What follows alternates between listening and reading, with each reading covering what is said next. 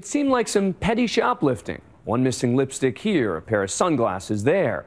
But for one woman, it ended up costing much more than she ever expected when she suddenly became the target of a major undercover sting operation. And we were there as it all went down.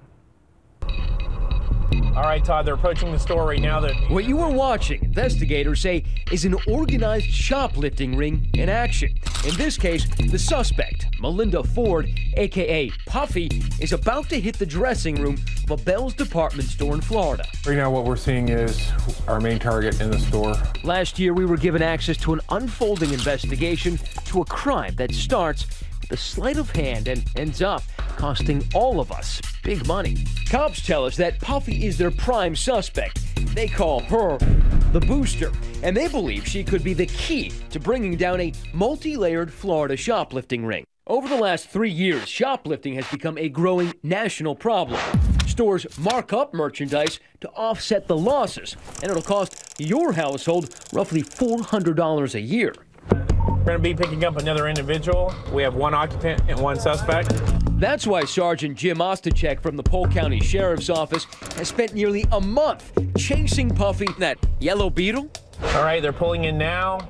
The woman driving Puffy around, they call her Pee-wee, and we're blurring her face because she's actually a police informant. Pee-wee has told the cops that Puffy's MO is to enter the fitting room with 2 of everything. And then, once inside, conceal one of each item under her street clothes. Pee-wee tells the cops that Puffy then hands the items over to a network of men and women she pays to return the goods to the store. We watched as Bell Security monitored what they say was one of those illegal returns going down. All right, so she just returned the stolen stuff? Police say suspected returners cashed the stolen goods in for store credits in the form of gift cards. They believe those gift cards will later turn up on popular online auction sites. It seems like the gift cards are pretty much money, right? Yes, those are kind of like, it's gold. After weeks of following Puffy in and out of stores along a 90-mile stretch from Orlando all the way to Tampa, Sarge and his team are finally ready to arrest her. Investigators say if they can flip Puffy, they're betting they can round up the returners, the fencers, and bring down the whole booster ring. Bell's security team is in place. Both subjects have entered the store. They're inside the store, monitoring Puffy and the police informant Pee-wee on surveillance cameras, and radioing their movements to officers outside waiting in the parking lot. Subjects are now exiting the store.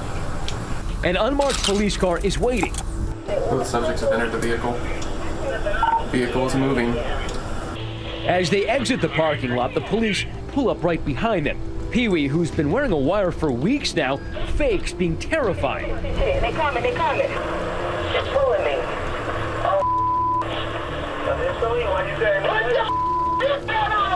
This particular Bell's is right across the street from their own sheriff's substation. So they pull over Puffy and Pee-wee right into the station's parking lot. Puffy is escorted inside, directly into an interrogation room. They need to turn Puffy because they believe, as the head of the ring, she's the only one who can lead them to everyone involved. I want to get one thing straight with you, okay? Understand, if you're going to cooperate with us and we're going to help you, then you got to fully cooperate. And if you don't want to do that, you need to tell me now because I don't want to waste my time, you know what I'm saying? Police say the rest of the suspected accomplices likely don't even know who each other are. I want a name of every person you can set up a deal and sell this stuff to today. After a few hours confronting her, police say Puffy finally seems to crack. These guys have basically flipped Puffy, and they've managed to get her to call everybody in her virtual Rolodex, and she's going to go to them one by one, talk to them, try to sell them something, and these guys are going to bust all of them eventually. Over the next 24 hours, Puffy works, and works well for the police. He would be like the only person, but he don't have her phone number.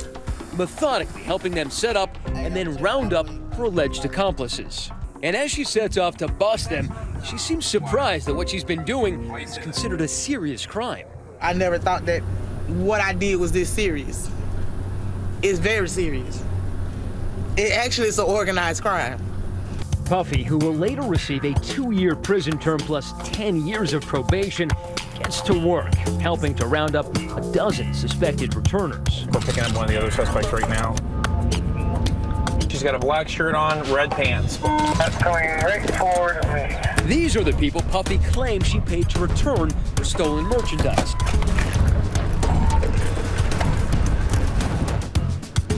Police say they have evidence that 33-year-old Erica is also one of them.